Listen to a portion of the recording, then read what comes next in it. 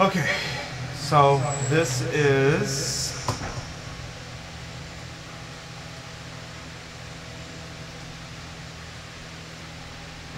okay.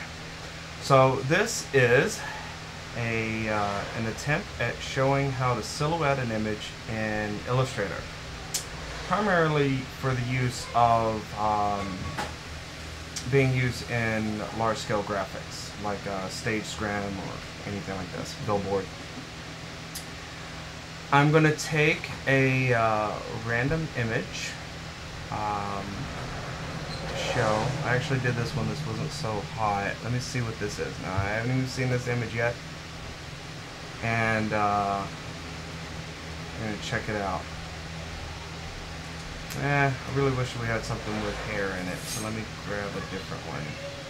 Because the whole point here is to show how it would work for hair. So here we go. The first step we want to do, this is perfect. Okay, we want to make the document size the size of the image. So you just take the image, set it to the size.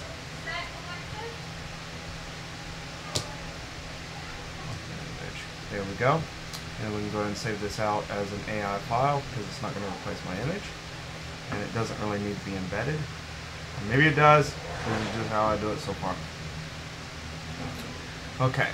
Now this image needs to be locked so that we're not selecting it while we're doing our work. So as soon as this frickin' machine finishes saving, I'll be able to do that. The other elements needed for graphic design in modern times.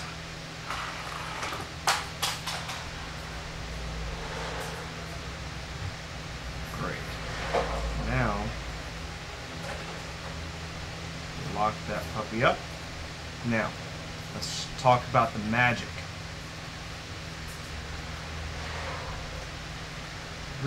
Alright, we're going to start with creating a shape.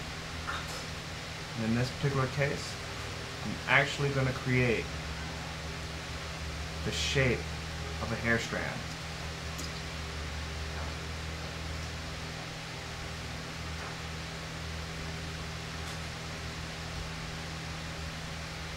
And then hopefully we'll see how the magic unfolds. So, just going to make this into a shape.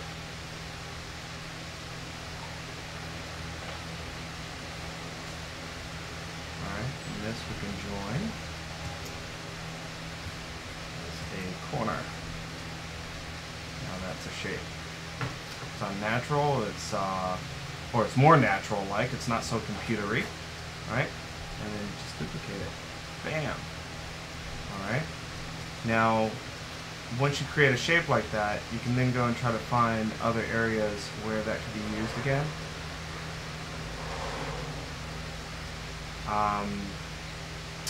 You don't have to get every strand, obviously, because that would just drive you batty. But we do want to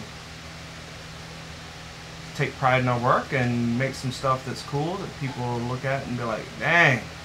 How did they silhouette that hair out of that guy's head? And, you know, there again, it doesn't have to be perfect to the photo, but just enough to point it out. And the reason why we're doing this as opposed to silhouetting out a shape, which, let's go off on a tangent here. I found that it's better to actually create a shape with a pen tool like this and duplicate that shape, manipulate it, instead of taking a pen tool and trying to follow the edge, because the handles can just drive you crazy. And that example just now wasn't so hot either, but hopefully you'll see my point and hopefully you'll agree with me. This is a much more natural way to work, because you can actually just duplicate the shapes and try to fit it in and get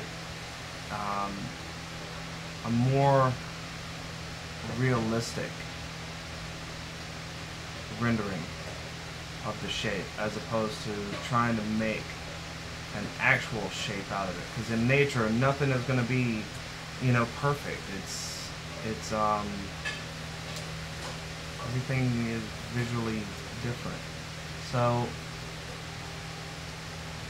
I just take the shapes and I duplicate them, make them fit. Eventually I outgrow the shape and I do want to try a different shape, so make your different shape. You see how I wasn't worried about how that actually interacted with the rest of them? Because I can actually just duplicate it and shave it down a little bit. And in the end, I don't need to follow the image as accurately as I need to make sure that the solid shapes that I'm doing make sense. Same thing here with the hair. I want to kind of create. Ready. Ready. That's Double Jake saying that dinner is ready. Yep. Dinner's ready. Yep, dinner's ready. If you don't know that we want a silhouette. This process is a lot more time consuming than any other process there is out there. I've tried cutting corners with this thing in terms of silhouetting. I've used software to do this for me. I've used the Magic Wand tool. I've used masking out in Photoshop by hand, taking away backgrounds, moving backgrounds, removing blah blah blah.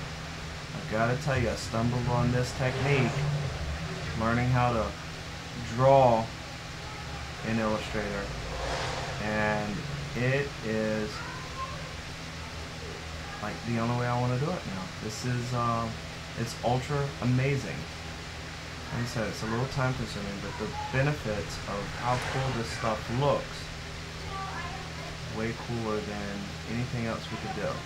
Now that was a little trick that I've been doing, which is do one half of the shape, duplicate it, and then join the corners.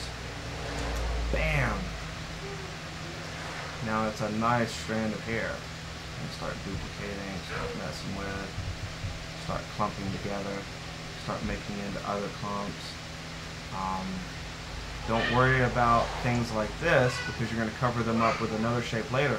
But this little happy accidents is right there, that's what's going to make the overall effect look awesome, because it's actually going to peek through.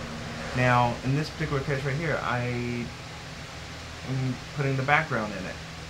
You can be a nerd and go in and fill that original Photoshop file up later, you know, after this is done, to make sure that none of the background is broken in. But I found that visually, nobody is going to notice the difference. So you do this going all the way around. You know, it's up to you on how detailed you want to get, how cool. You know, obviously we've got to do, what, 30 of these, so you don't want to get too crazy. But we want to be detailed enough so that it really gives the effect of hair. You know, the thing I hate when doing this type of stuff is when you don't have this natural approach to the hair and it just looks like somebody's got helmet hair. You know, something like that. And so we work our way around this thing to start fitting it in. Now to cover this up, I would actually then go and make shapes to start helping the cover of the source, but not too far away, because I want to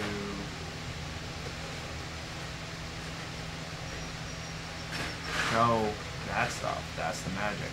Now to conclude this, basically, let's say I go all the way around and I do the entire head, okay, which, like I said, is a little time consuming, but well worth the extra effort.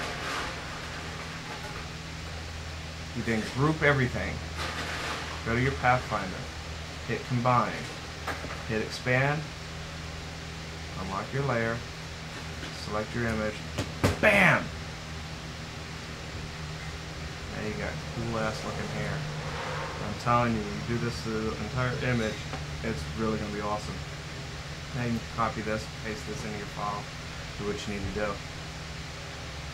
So, I hope that gave you enough information, and you two will be having fun doing silhouette images in Illustrator. My Nubian.